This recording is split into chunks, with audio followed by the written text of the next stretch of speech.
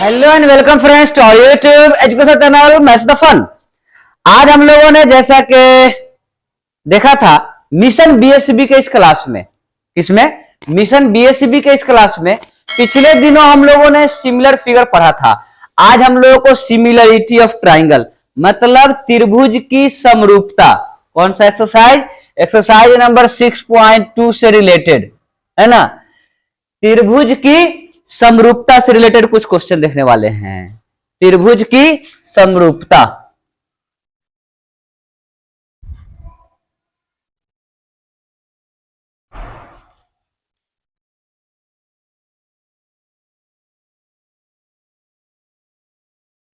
कोई भी त्रिभुज समरूप कहलाएगा यदि उसके सारे कोण बराबर हों। त्रिभुज के समरूप होने के दो नियम हैं, या त्रिभुज के समरूप होने पर दो चीजें हमें प्राप्त होती है। समरूप त्रिभुज के सभी कोण बराबर होते हैं। समरूप त्रिभुजों के सभी कोण बराबर होते हैं।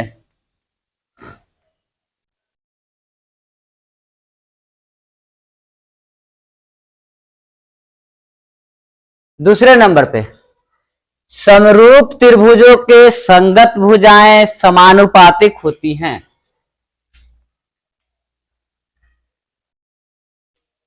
समरूप त्रिभुजों के संगत भुजाएं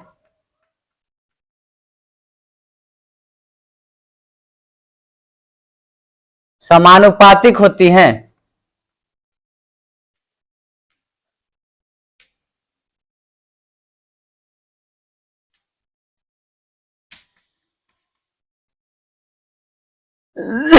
मतलब कहने का मतलब, अगर यहां पे ये त्रिभुज है और यहां पे यह एक दूसरा त्रिभुज है, इसका ये कोण इस कोण के बराबर है, इसका ये कोण इस कोण के बराबर है, और इसका ये कोण इस कोण के बराबर है।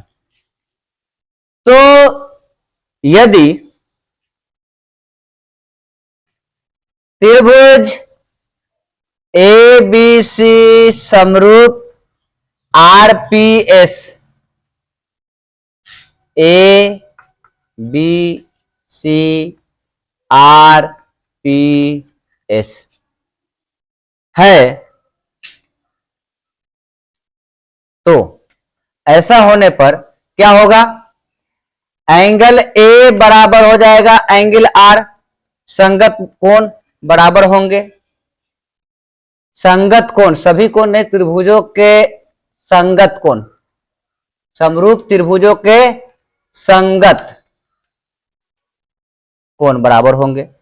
Angle A is equals to angle R हो जाएगा, angle B is equals to angle P हो जाएगा, और angle C is equals to angle S हो जाएगा। ठीक है, इसी तरह से इसके तीन भुजाएं समानुपातिक होंगी तथा A B by RP, A B by RP is equals to B C by P S, A B by RP, B C by P S, और A C by R S, A C by R S, ये सब क्या होंगे? समानुपातिक होंगे।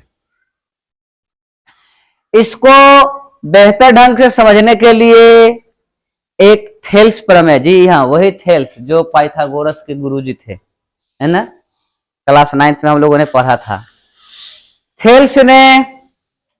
Mister Thales ने एक theorem दिया था जिसे हम लोग थेल्स प्रमेय के नाम से जानते हैं। इन्होंने कहा था कि यदि किसी त्रिभुज के एक भुजा के समानांतर जो रेखा खींची जाती है वो बाकी दोनों भुजाओं को समानुपातिक प्रतिच्छेद करती है। क्या? किसी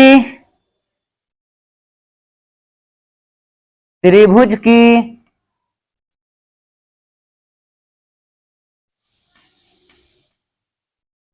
एक भुजा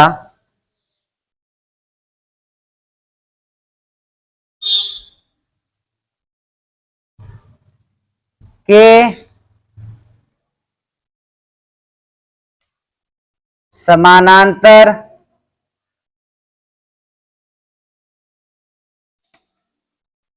खींची गई रेखा अन्य भुजाओं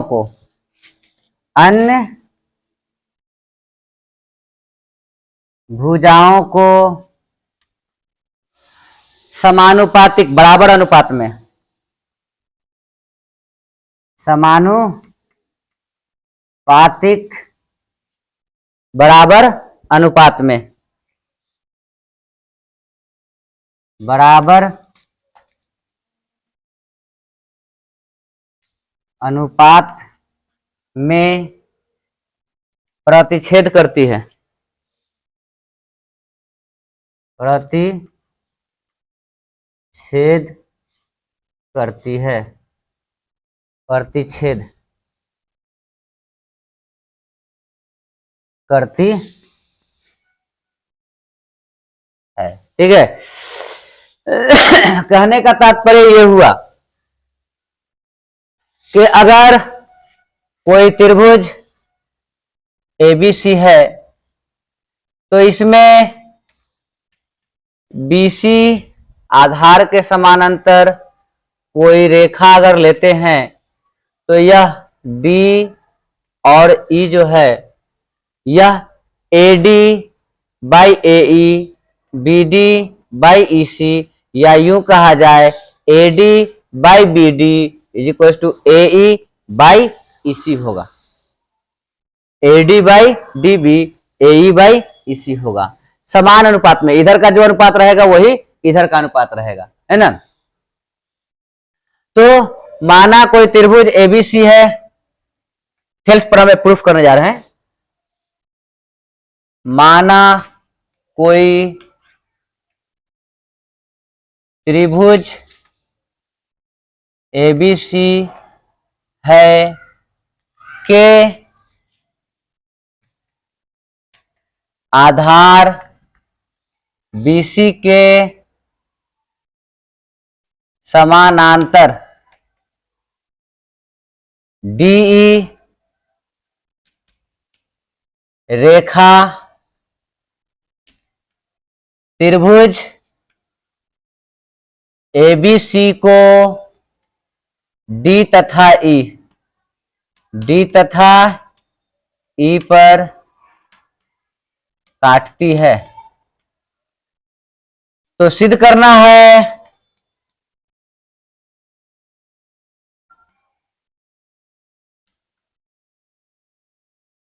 AD by DB is equals to AE by EC. रचना क्या किया? रचना डी तथा ई से डी तथा ई से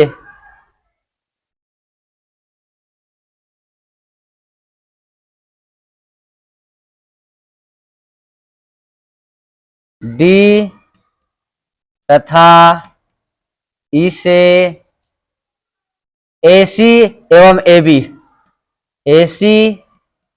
एवं एबी पर लंब लिया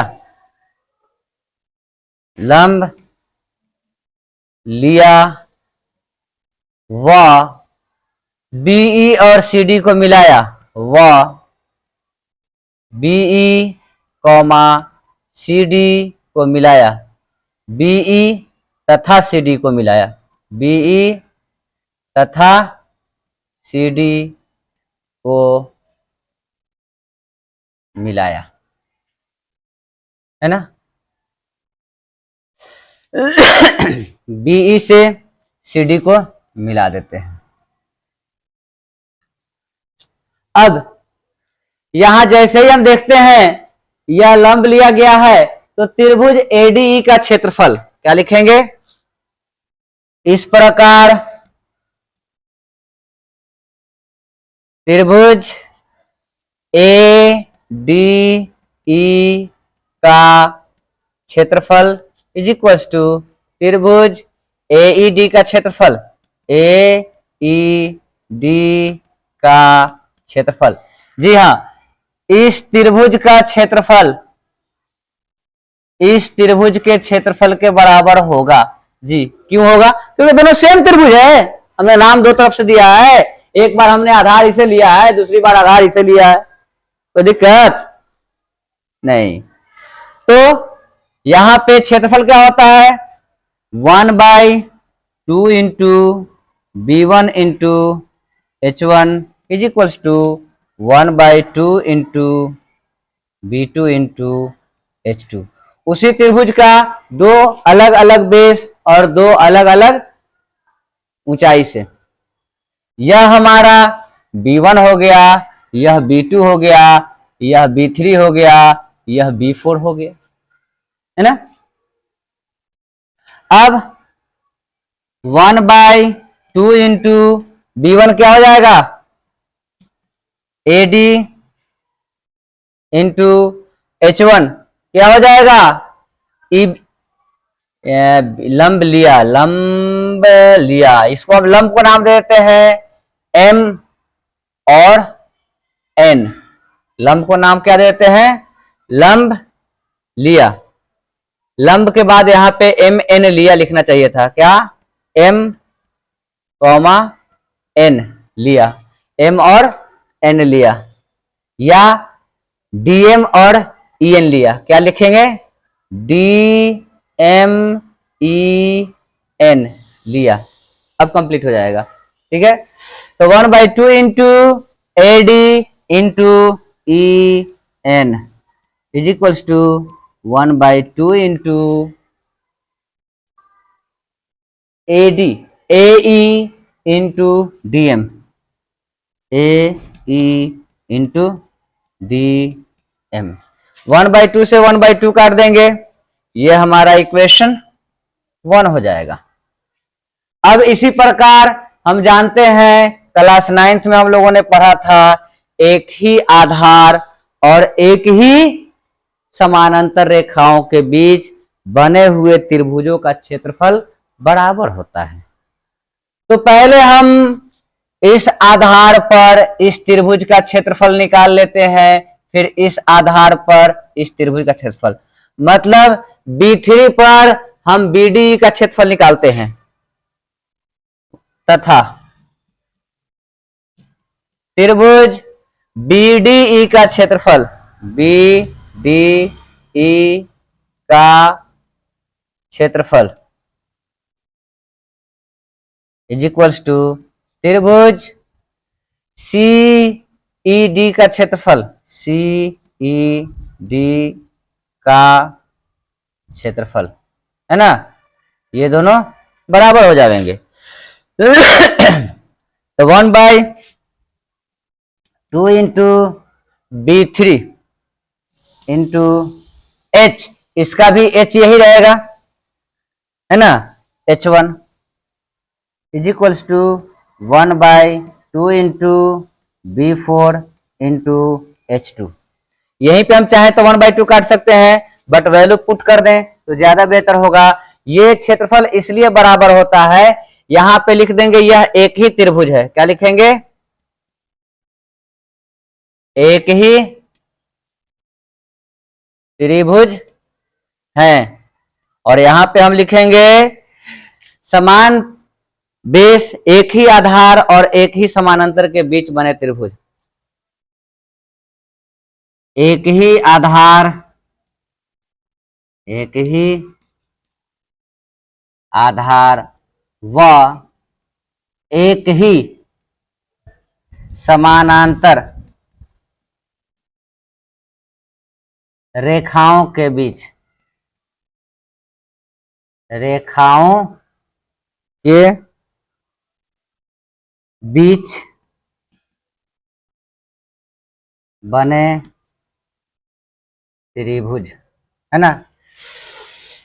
अब ये हो जाएगा 1/2 इंटू B3 के जगह पे DB या BD, DB इंटू इसका H हो जाएगा EN, क्या हो जाएगा EN is equals to 1/2 into EC, क्या हो जाएगा EC इंटू इसका हाइट जो हो जाएगा यहां से यहां तक DM हो जाएगा DM, यह 1/2 से 1/2 कट जाएगा, यह हमारा हो जाएगा इक्वेशन नंबर 2।